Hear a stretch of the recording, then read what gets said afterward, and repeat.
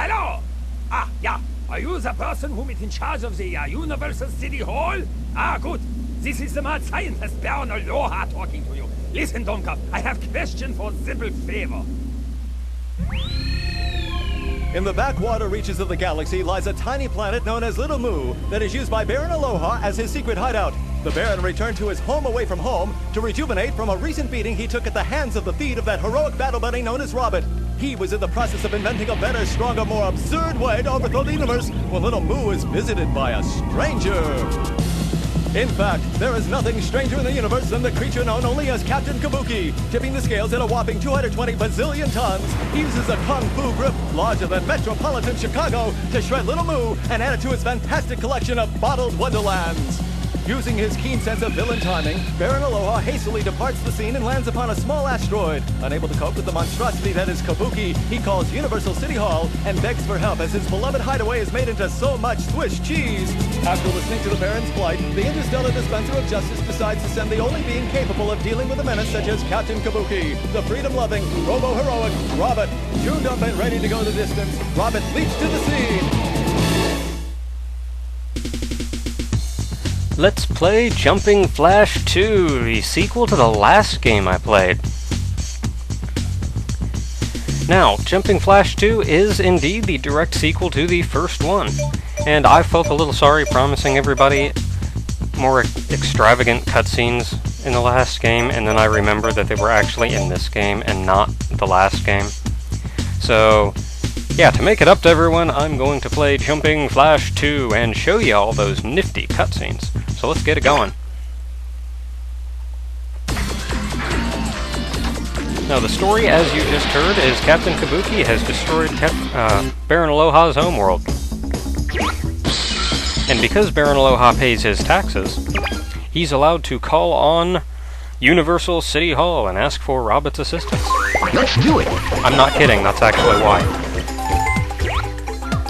I guess it's that Robert has punished Baron Aloha himself, so that's essentially a clean slate.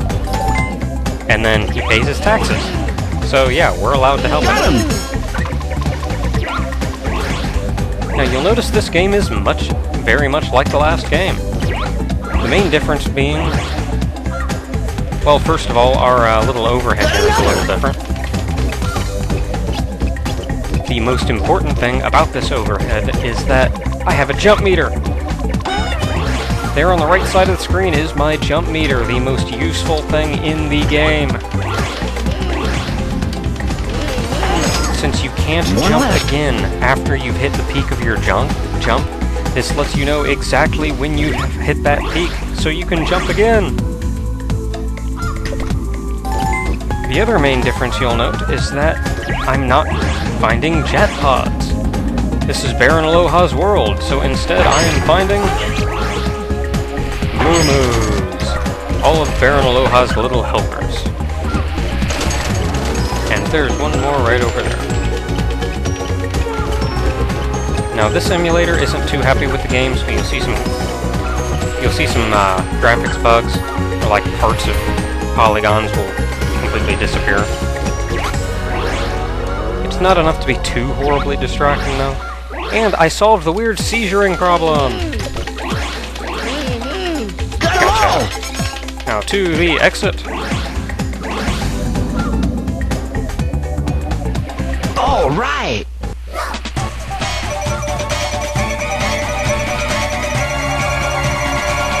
Now all in all, a much more polished game than the first one.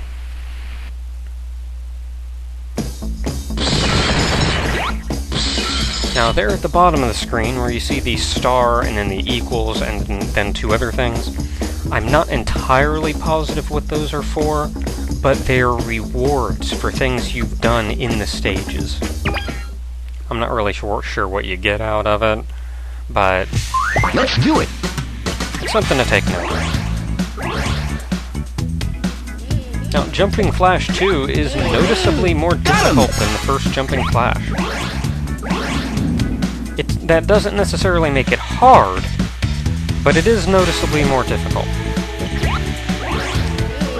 Considering from the get-go, I'm in these huge stages. and most all enemies will shoot at you. Yummy. Now, if I'm not mistaken... Oh, and he hurts if you jump on him. And somebody shot a missile at me, so I'm leaving. Now, if I'm not mistaken, there is a secret. Extra man. And an extra man! Okay, or an extra rabbit, if you'd be so inclined as to say. Even this burger guy will shoot at me.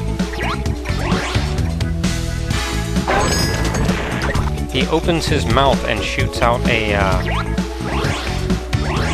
pickle, I think. Invincible. Maybe that wasn't the smartest thing to do.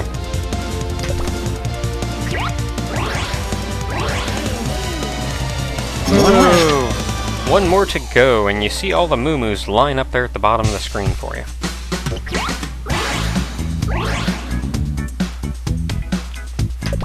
Now these guys are fun to deal with, because you don't necessarily have to shoot them, you can shoot their parachute.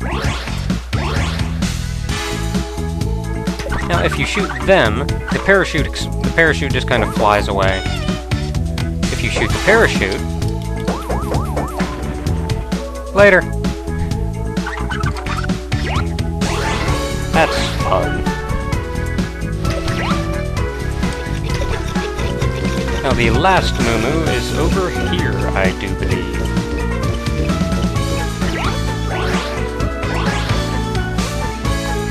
Oh, and another thing you'll notice is that in the first game, the voice you heard was actually Robit's voice.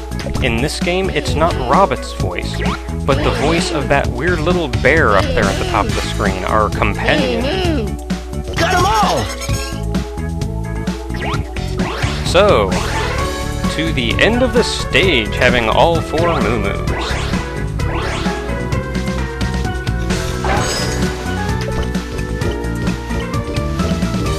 Come on, what do you know? It's right there in front of us.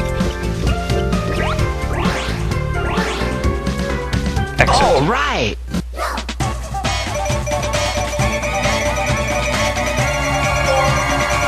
And an extra life for my trouble.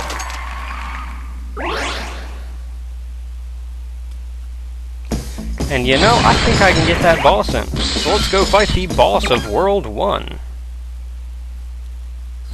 Let's do it. Not the hardest boss in the world, this is pretty much all he does. And this. Be sure to jump when he goes really far away, because he's gunning for you. Jumping on his head probably isn't the best idea either, because he'll open up his compartment thing there and start shooting rockets at you.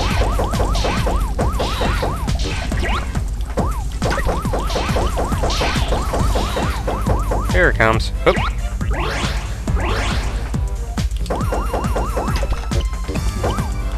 And I don't think one of those shots hit him, and he's doing it again!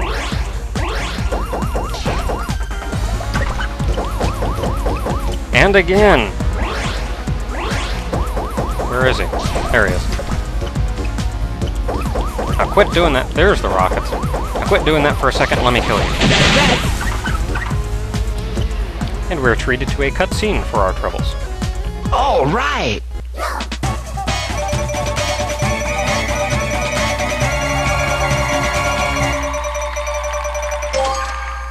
And another extra life.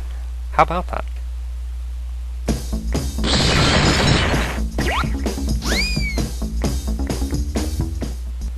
Oh my! What a revolting development this has turned out to be. Hey, Baron. Robert's here. We're saved. Just because he's the hero don't mean you gotta root for him, Axel. Jeez. What a grouch.